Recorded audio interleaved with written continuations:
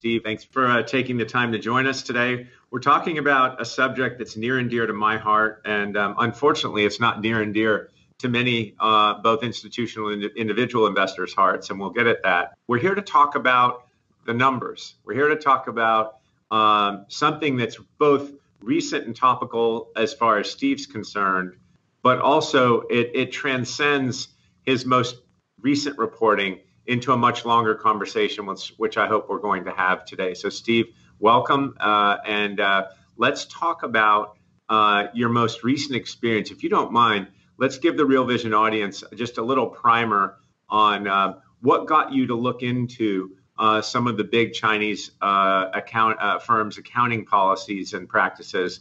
And what did you find? Well, Kyle, first of all, thanks for having me on. It's really exciting to be here and to be talking to you. The reason that I did this report is very simple. I do, the bulk of my business is training. I do a forensic accounting course for institutional investors, but many of those investors find material in the course that they find interesting or sometimes worrying. Some of the clients, they see I've brought up an example in the course and it's something they own. So I started to do bespoke research for people, and I was asked by one of my good clients to do a forensic accounting report on Alibaba and its big four peers. So Baidu, JD.com, Tencent, Meituan. And the client came up with a long list of things. So there were like a dozen different points that they wanted covered. And I thought, well, this is actually straightforward, easy, not easy thing to do, but straightforward thing to do. I figured out what it would take, how much time it would take, and agreed a price with the client and set off. What the client didn't tell me was that they'd asked one of my competitors also to quote, and the competitor quoted $120,000, which was a lot more than I'd quoted. I quoted quite a lot of money. Anyway, I'm sort of halfway through this, and I have to call the client and say, look, I'm really sorry, but I've really, really underestimated how long this is going to take. And it's perhaps a bit stupid of me, but look, we can do a couple of things. I'm not going to just do a bad job because that wouldn't be the right thing. But if I do a proper job, I'm going to really be way, way over budget. How would you feel if I had sent you the report and then you let me sell it afterwards? And I said, sure, that's fine. And so that's how I've come, because I don't normally sell research. Right. And the findings of the report, well, no surprise that these 5 companies are not the cleanest companies when it comes to accounting. I mean, come on, not the cleanest. What percentage of Alibaba's revenue and profits do you think are true and real? And what percentage do you think are completely fabricated? Well, I mean, I wouldn't like to say that they're completely making the numbers up. That would be slightly unfair and slightly uncharitable of me. There's a couple of things here, Kyle. I mean, part of the problem is that the accounting rules themselves don't lend themselves to a proper evaluation of the earnings performance, because you've got this daft step-up provision where if a company owns an investment in a third party, so they, and Alibaba's got lots and lots of investments. If somebody else comes along and pays a higher price for that investment, they are required by the accounting rules to revalue that asset in their balance sheet and book the difference to profit. And is the converse true? If a piece of that company is sold at a much lower valuation, do they have to take the step down in valuation and subsequent earnings hit? Well, theoretically, that should be the case. And if the valuation, their protection against doing that is they can say if it's not a permanent diminution in value, they can kind of fudge the issue. And the funny thing with these 5 companies is that you see a lot of upward valuations, revaluations. You don't see many write-downs. And that was one of the criticisms that I came up with in the report, because if you think about it, if you're a venture capitalist, even the most successful venture capitalists in Silicon Valley, a lot of the things they invest in go bust. Yeah, that's why they do it, right? They're doing these moonshots. that they hope will be super successful. And the obvious corollary of that is that they'll have a very low hit rate. Not many of them will be super successful, and they'll have a lot of failures.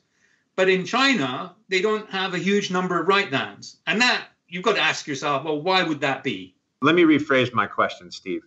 In Alibaba's numbers, I've taken a look pretty deeply at Alibaba's numbers. So let me get this straight.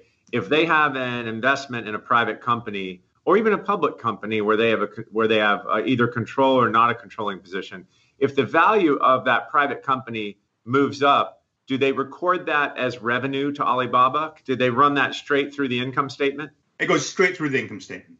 Oh, that's genius. I should know the number off the top of my head. I can't remember the number off the top of my head, but it's a significant number for Alibaba. That I don't know that you can criticize them for that, because after all, they're required to do that by the accounting rules.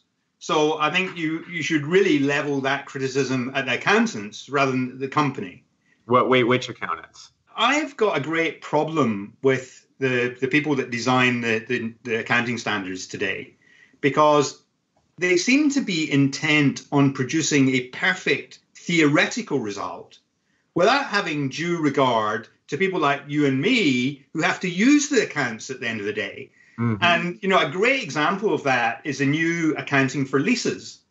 So it's IFRS 16 over here. I've forgotten what the number is in the US, but you're seeing exactly the same problem where they're bringing leases onto the balance sheet, but two companies which are otherwise pretty identical are having massively different assets that they're creating. So, two airlines with the same aircraft end up with a different number in their balance sheet. Well, that doesn't make any sense. And I think part of the problem in evaluating the Chinese companies' accounts is a problem that's not of their own making, but it's a problem of the standards.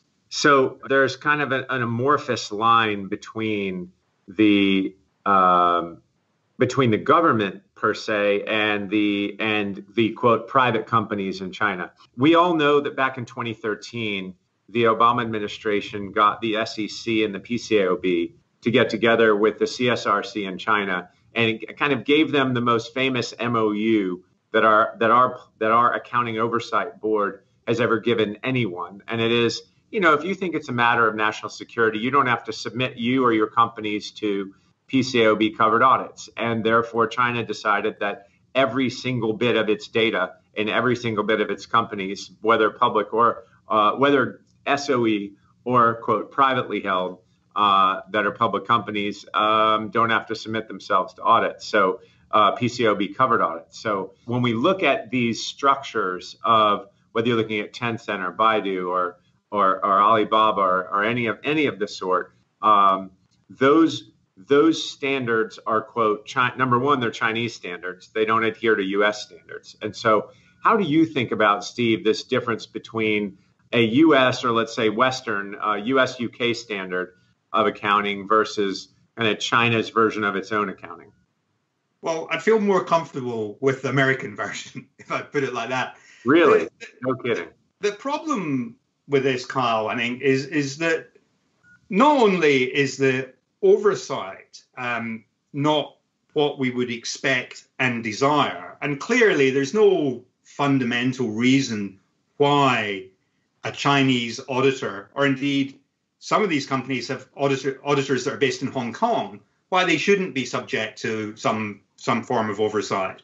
I mean, there's a real problem here, because even in the UK, where we've got the FRC oversees the supervision of audits, I mean, they've got a standard that says 90% of audits should be classified at A1 category. And the last time they reported, only 73% of audits achieved that standard. So even when you've got somebody overseeing you, the auditors haven't been effective at implementing the relevant and required quality control techniques, which is why we're seeing, particularly in the UK, so many companies going bust. But if you take away the oversight, then you've got to ask yourself, well, how good is the audit going to be? And the problem with these 5 Chinese companies is that audit fees are really, really cheap. Alibaba, it's a bit bigger than Morgan Stanley. So you would think that Morgan Stanley is a pretty complicated company, but Alibaba's quite complicated as well. I mean, it's certainly going to be more complicated than most companies. What would you think was the ratio of the Alibaba fee to the Morgan Stanley audit fee? Yeah, I would imagine Alibaba would be a lot less because there's a lot less auditing going on. Yeah, well, that's right. And that's exactly what you would see, because the Morgan Stanley fee is probably something like 4 times the fee for Alibaba. Let's get to, I think, something even larger. Again, kind of back out of the current reporting, get back to, look at the financial crises in the U.S. We have a series of ebbs and flows of crises. And, the biggest accounting frauds in America really date back to the WorldCom and Enron fiasco and the blow up post 2000. So you had Enron in 01, you had WorldCom in 02. You had the famous contemporary of yours, Howard Shillett, write a book, Financial Shenanigans, back in 2002 about, how do you discern, how do you look through these financial statements to come up with whether or not what you're investing in is financially or structurally sound. And that became very important. It became a rallying cry, and it's actually what precipitated, in my view, finally precipitated the Dodd-Frank rules in the United States. So back then, people cared. Steve, do people actually read 8Ks, 10Ks, 10Qs? Are people actually paying attention to the numbers these days, whether you're an institutional or individual investor, or do you even care? Well, I care. You care, but most people don't. I mean, it's absolutely extraordinary to me how few people read this set of accounts. PwC, the accounting firm, did a survey of 400 or 500 analysts, both buy side, sell side, some rating agency analysts, some credit analysts, equity analysts, and only 2/3 of them said that they read the accounts. This is in a survey. Right. So 1 in 3 admitted that they didn't bother looking. There was an academic study that I use in my forensic accounting course where they said that on the day of publication, the day after, the average S&P 500 firm has its accounts downloaded from Edgar only 28 times. Now, okay, so there's 300,000 Bloomberg terminals in the world. So, maybe people are downloading them from the Bloomberg terminal. No, that's so you know how on Bloomberg, when you pull an 8K or a 10Q from Bloomberg, it takes you to a site where there's a link, and the link pulls it from the SEC site. So I actually think the number you're reading captures Bloomberg. There was an interview done by the Wall Street Journal. I think it was in 2015. They interviewed the GE CFO. And he said that their accounts had been downloaded something like 3,000 times. That was all. And those people paid the price, didn't they? GE was a hell of an accounting fraud.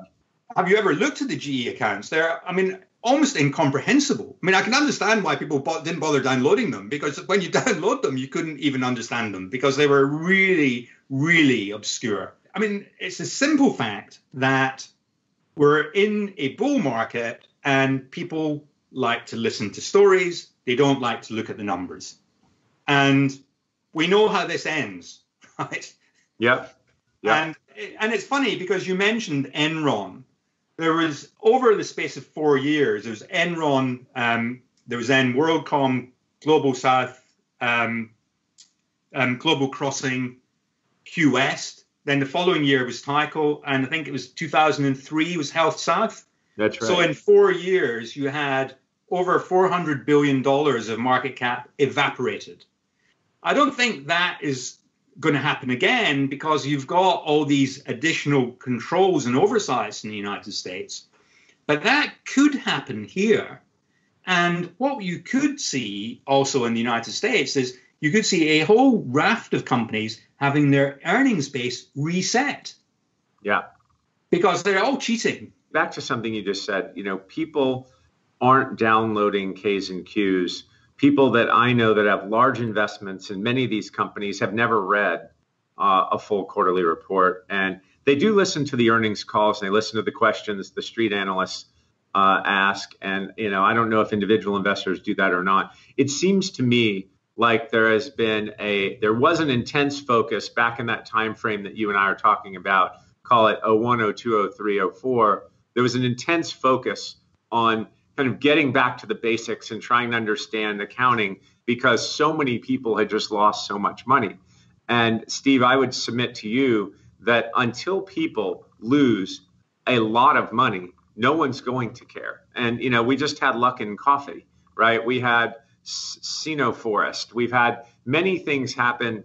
Can you imagine how much fraud is actually deeply embedded in Chinese companies? There's no way of knowing, and we may never know. But as long as the central banks keep printing as much money as they're printing, it's going to be difficult for people to, I think, lose money until these frauds are kind of brought to the forefront and in a kind of shock and awe system. And I think that's the only time people are going to pay attention is when they actually lose. Well, you need a catalyst, don't you? With every fraud, you need a catalyst. And the reason that you had that raft of frauds in that 2001 to 4 period was that you'd had that very, very long bull market throughout the 1990s. Right. And in bull markets, people get carried away. They don't look at the downside. They don't worry about the numbers. They don't bother. Yeah. And it's only when you get an economic shock that it all implodes. And what we've had this time round, obviously, is we've had a very unusual shock in the shape of COVID, but it's been masked by a massive injection of liquidity. Yeah. So you haven't had, the companies haven't had the problems. What you see often is the fraud gets exposed because the company can't make its numbers anymore because of an economic backdrop. That's right. In some cases, if it's a tech company, they can keep doing it. There are certain industries where you're right, where the facts actually catch up with the story. You and I spoke offline, and one of our friends, David Einhorn, wrote the book after his experience with Allied Capital, fooling some of the people all the time. And I think it's important to note that something that David said to you is something that resonates with me and something that we talk about with our friends here today. And it's, we're in a I actually think we're in a post-numbers world, Steve. I'm not trying to minimize your profession. I think your profession is incredibly important. I think it's incredibly important. The world doesn't think so at the moment, right? Just because of the manner in which they operate. But we're in a post-truth world. We're in a world of great narratives, and who tells the best narrative wins. And so we almost need a forensic narrative accountant and not necessarily a forensic numbers accountant. How do you feel about that? Well, I think that there's a place for that. I absolutely agree with you. I mean, fortunately, there are enough smart people around who have got a long enough time horizon and are aware of this, and they want to make sure that when the music stops, they're not caught holding the parcel that nobody wants. So, I'm not worried from my own perspective because, there's a lot of people that have a real interest in this. But I am worried from a wider societal basis because this is a massive problem. And as I said before, I think part of the issue is that the accountants haven't helped the cause by making everything so complicated. Mm-hmm. When Alibaba produces its 2017 accounts, the 20F, I think, was 1,070 pages long. Well, who's got time to read that? Right. Now, it's good in a sense that you make the companies have to disclose things. But obviously, the more complicated you make it, the more difficult it is for the lay person to access it. And what I think is wrong is that the accounts should be fairly simple to understand and fairly accessible for anyone. In a way, that's good news for me because I train people how to read accounts more effectively. Right. So, it's an opportunity for my business. But from the wider perspective, looking at the stock market, it's not good that it's not good that my clients have to enlist my help in order to look at a few companies. Yeah. It's daft. Well, it actually gets back to the incentives of all the participants. And when you look back to, let's just say, the incentives of those, back to David Einhorn's example on Allied Capital. Allied Capital was a prolific equity and debt issuer and deal company, right? They were constantly doing deals. They were a BDC. And so Wall Street would have loved to continue that business because they were a fee machine. So no one was really incentivized to tell you that the numbers were bad. No one was really incentivized to tell you that their accounting was a problem. And that goes back to even the late 1990s when Bear Stearns was doing a whole bunch of specialty finance securitizing of second liens, where they were saying, oh, based on our experience, second liens only have a 4 or 5% default rates. And in the end, they had 30% default rates, and these companies went broke. And Bear Stearns was, banking all of them. It goes to the financial crisis where, they wanted to keep the securitization machine running. And so no one cared about the numbers until the financial reality, the economic reality caught up with the accounting. So do you think in this wave of, let's just say, people turning a blind eye to reality, do you think it will catch up with them this time? Or do you think there's so much money in the system that it may not catch them? When you look at these 5 Chinese stocks and you look at the amount of money that's involved and the growth rate, it kind of has to stop. Right. The law of large numbers is what you're saying, right? And the numbers are really, really big now. And, the thing that I find astonishing, and I would never have guessed this before I started doing this work, but what I did was I added up the 5 companies for 5 years. And I said, how much do you think they've invested in Chinese tech, in the Chinese tech ecosystem?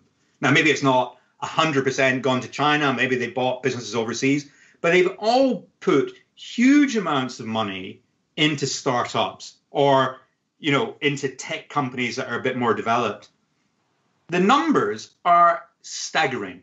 So over the 5 years, or it might actually be 6 years, they've actually spent nearly $500 billion.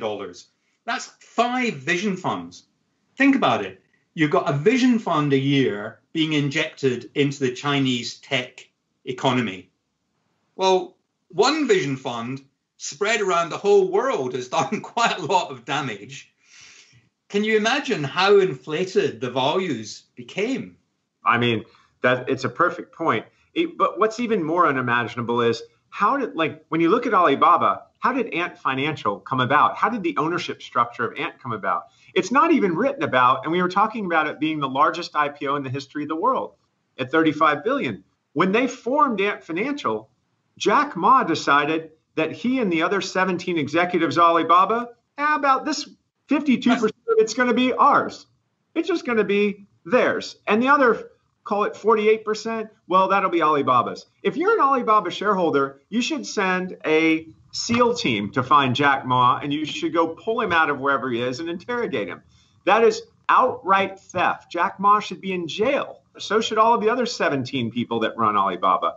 And they stole hundreds of billions of dollars from the shareholders of Alibaba. And yet here we are lauding them as visionaries in China. And we are applauding this IPO. And there's how much money was bid for that IPO? $3 trillion worth of orders. You can't even make this stuff up. They stole half the company. And yet the financial press and Wall Street just looks the other way. How do you think about that, Steve?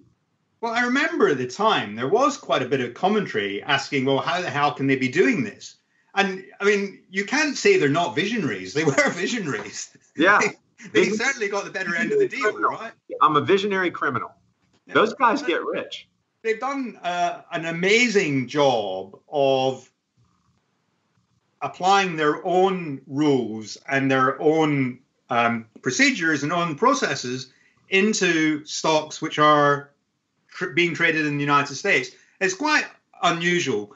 I don't know all the ins and outs of the Ant Financial transaction, but I remember the time it was bizarre, right? It was bizarre. Bizarre. It's not quite unusual. It was theft on a grand scale. It could have been the largest theft in the world's history, And yet, oh, it's very odd. Well, maybe we should pay more attention to this. But no, we're just going to give orders and we're going to applaud it. We're going to keep buying Alibaba's stock. I mean, who are these people? Who are the people that invest in Alibaba after all of this? Well, they're not the corporate governance experts. I mean, one very big institution, a several $100 billion institution in the United States, bought the report and asked if we could have a call. And so we had a video call. On the call where they've got internal experts on accounting, and they were saying, well, how do we persuade our analysts to look at this? And they recognize there's a problem because you've got internally within the institution, you've got some people who are saying, oh, wait a minute, this is uninvestable. And then you've got other people saying, well, hang on a second, I get paid on how well I perform against the index. And, those two things are very difficult to reconcile in a large institution. And it's quite surprising to me how many big names are in these stocks without having done, I'm convinced, without having done the work that you would need to do to satisfy yourself as to what you own. I mean, in the report, I don't even begin to cover the whole issue of VIEs, because that's another incredibly complicated mess that as a shareholder, you really got to ask yourself, well, what do I own? Explain to our viewership real quick what you mean in VIEs. This is something that you and I traffic in daily, but it's something that the broad audience might not even know any better. Well, VIE stands for Variable Interest Entity. And, these businesses are slightly weird because in order to operate the way they operate in China, they need to be Chinese. But they're not taxed as if they're Chinese because they're actually held offshore. And there's a whole issue about if you're a US citizen buying an ADR in the United States, what rights do you have over the assets that are located in China? That whole issue is very opaque and very misty, but people assume that they don't need to worry that their legal claim on the assets is subject to some doubt, because they figure that if that is ever brought into question, then the Chinese government won't be able to place any more stock in the United States. So it's all right. But if the Chinese government changed its mind, you've got to ask yourself, okay, what happens? And we saw this. I mean, the Ant Financial IPO, the Chinese government clearly wanted to send a message that we are in charge. Yeah, well, and the accounting there was suspect as well. I mean, if you looked at their filing for that IPO, they claimed to process 3 times China's GDP in transactions. They claim to process almost 4 times per person what Visa transact per person globally. I mean, Ant Financial was making up a certain amount of its books, let's say by a multiple of, we don't know what the number is. But, you get back to this VIE structure. These are how the substantial majority of Westerners own Chinese stocks through these VIE structures. And we at our firm kind of call it fantasy football. You don't own an asset. You definitely have no claim in a Chinese court to whatever assets are there in China. You just own a tracking stock of the Chinese asset based in Shenzhen or Shanghai. And so it's interesting to me for people to even own these fantasy football structures themselves. I agree. I mean, you're taking it on trust. Yeah. But I mean, look which government you're saying you're going to trust. I've got a certain amount of sympathy that on this issue. Leaving aside the question about these specific companies, this is a generality. If you decide that you're not going to invest in any of these things, you're creating a whole universe that you can't invest in. And that is a very difficult decision to make for many, many funds. You say that's difficult because of FOMO, for fear of missing out on higher returns and not being a part of that index, because you're actually exercising your own individual judgment about trust? I think that you can easily criticize these people by saying they're taking an unacceptable risk. but the risk is very obvious. And as long as they're investors, so I've got a client who's a Chinese specialist, and he owns some of these stocks, and he's aware of the risk that he's taking by doing so, and he explains to his investors that this is the risk that I'm taking. It's a very lopsided risk, obviously, because if it goes wrong, you've got 100% loss. But it's a very obvious risk.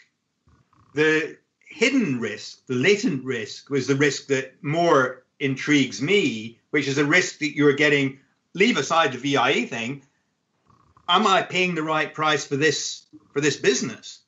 And intellectually, that's a different question, and also a very interesting one. But I didn't cover the VIE structures at all. I mean, I think that's a very binary thing. So you can easily make the decision, I'm never going to invest in that. But for many people, that's a much more difficult decision. You at Hayman Capital, you can invest in whatever you want, and you don't need to take that risk.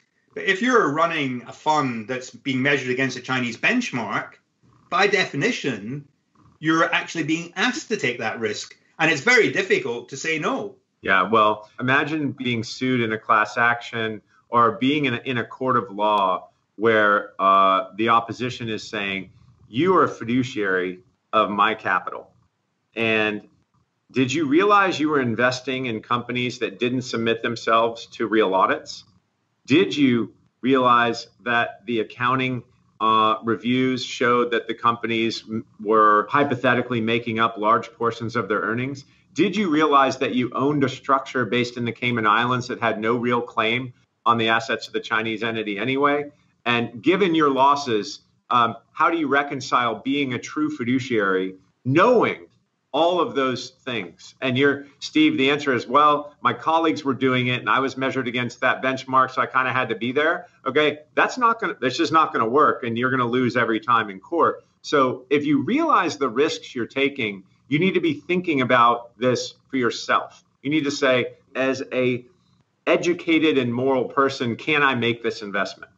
And I come to the conclusion you can't. I don't think you should. I don't think U.S. fiduciaries or Western fiduciaries should be investing in these companies or in China in general until China becomes a responsible global actor that homogenizes its rules somewhat close to that of the rest of the West.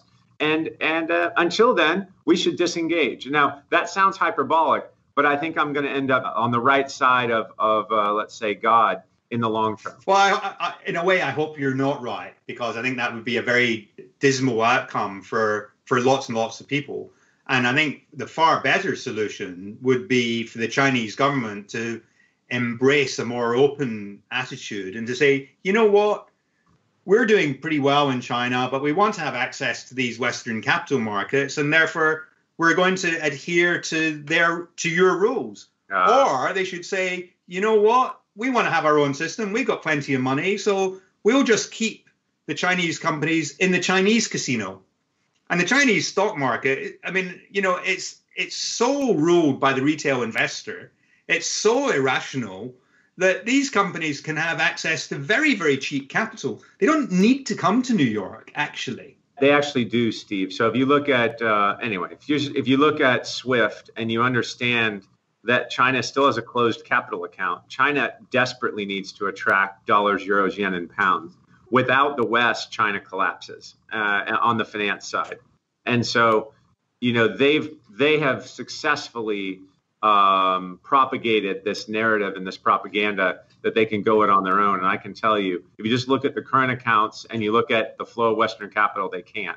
But that's neither here nor there. I think it's important for us to realize that I think in our conversation today, this most recent report that you've engaged in with the 4 large Chinese companies, you came away scratching your head. Is that correct? You come away thinking these risks that people are taking are much larger than they think? Absolutely. The scale of the risk, just by that one measure, where the cash is going. At the end of the day, we always get to the point where we go through a lot of work, but you always end up following the cash. Yeah. And just that simple thing, it is just not plausible that 5 vision funds can be invested successfully in the Chinese tech ecosystem without any losses. That is just not possible. So the fact that the losses haven't been booked yet doesn't mean to say they won't be booked. And at the end of the day, that's the issue, right? Well, you just remember there were reports of both U.S. and U.K. intelligence sources that said back in the Tiananmen Square massacre that there were tens of thousands of students murdered by the Chinese government military. And China has yet to record one loss of a student in Tiananmen Square. So I wouldn't hold your breath waiting on Chinese internet companies to record losses of investments they've made. I'll watch and wait patiently. But that for sure that's coming.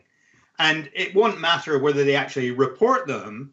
Over time, people will figure this out, right? Yeah, unfortunately, my conclusion is people are going to figure it out only the hard way. It's not going to be hiring Steve Clapham, as they should. They should all be hiring you. They should all be paying this, what I view as a pittance for your reports in relation to how much money is invested, right, over there. But you know what, Steve? Human history will tell you that that's just not going to happen.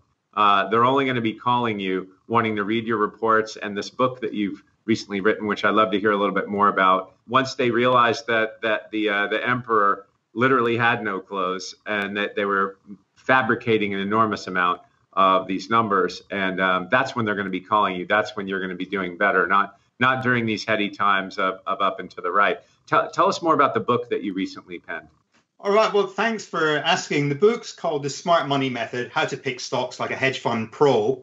Very cheesy title designed to appeal to American investors.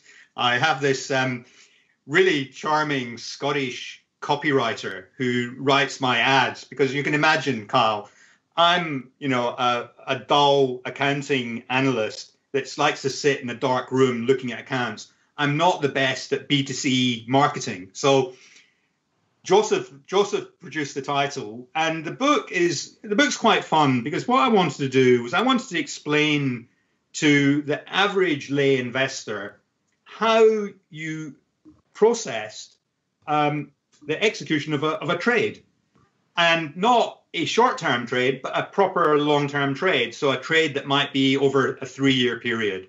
So I just go through the methodology that I developed when I was at the hedge funds to find an idea. So the first thing is, where'd you find the idea? Then once you got the idea, what'd you do? The first thing I used to do was to check that it was going to be a good idea. So I would do an initial, well, you laugh, but we would spend 4, 5, 6 weeks looking at an individual stock idea. And you don't want to do that and then find it isn't a good idea at the end. You want to do that at the start. So I came up with a methodology for doing a first initial scan that would show up, was it worth pursuing? And then I go through, how do you analyze the industry? How do you analyze the company? How do you assess the quality of the business? And we then go through the whole process of, okay, so you've now figured it's a good idea. Let's look at the accounts. And so I go through, not in detail, but I go through how I go through the balance sheet, how I go through the cash flow statement, a few tips and tricks. And then I go through, how do you write up your idea? This is incredibly controversial. So when I do the training courses for private investors, and I say to them, you need to write down why you're buying this stock. The idea of writing a note, a document, is anathema to them. But what's quite funny is that the last course I did in person, I haven't done an in-person course for a little while, a couple of them emailed me to say, we tried that idea of yours and it really works. Unless you've written down why you own the stock, unless you've written down what you think might go wrong, when something does go wrong, and, everybody makes mistakes in the stock market. That's the beauty of it. It's really, really difficult. So when it goes wrong, you need to have a plan. You need to know what to do. And what I distinguish between is the stuff that goes wrong that's in the plan, and then you've got a strategy for dealing with it, and the stuff that goes wrong which isn't in the plan, which is when you need to panic and when you need to really do something. So I explain all of that, and I explain how to construct a portfolio, how to manage a portfolio, how to think about macroeconomics. And then I go through, when do you sell? Because that, I think, is the most difficult thing, both for professional and private investors. When do you sell? The book's out on the 24th of November, and most people who have read it thought it was quite fun and easy read. It's the easiest investment book you'll read. There's no formulae. There's a few numbers in it, but it's a practical explanation of how to invest. Well, you mentioned, not a short-term trade, a long-term trade. Here at our firm, do you know what the definition of a long-term trade is? I have no idea. It's a short-term trade that's gone wrong. Yeah, and then I'm not sure whether to be offended or not by your definition of your title being cheesy, quote, made to appeal to American investors. Was that a shot at America, or what do you mean? Is that just using different nomenclature for different cultures? I'm a big fan of the United States. I spent 2 summers as a student. Spent a summer working in the States, driving a Good Humor ice cream truck.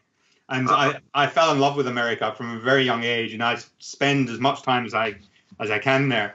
But I always am in awe of the American ability to market products.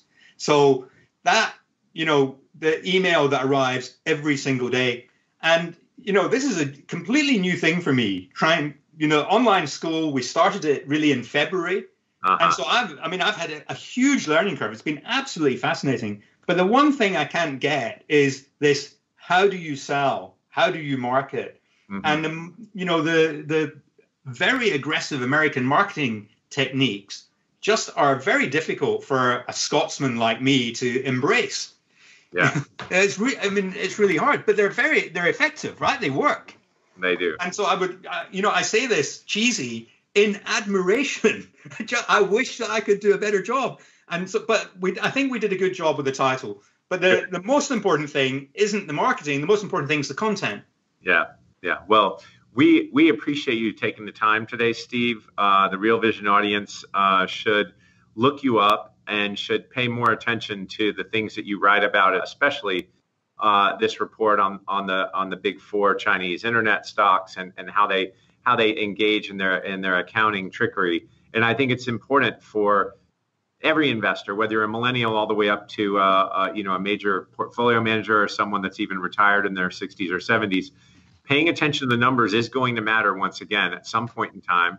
And I think the most important time to pay attention is now. So Steve, this has been very timely. Thanks for your time. And hopefully the Real Vision audience will appreciate your contribution. Thanks very much, and have a nice day. Kyle, thank you so much for having me. It was great fun. I really appreciate it.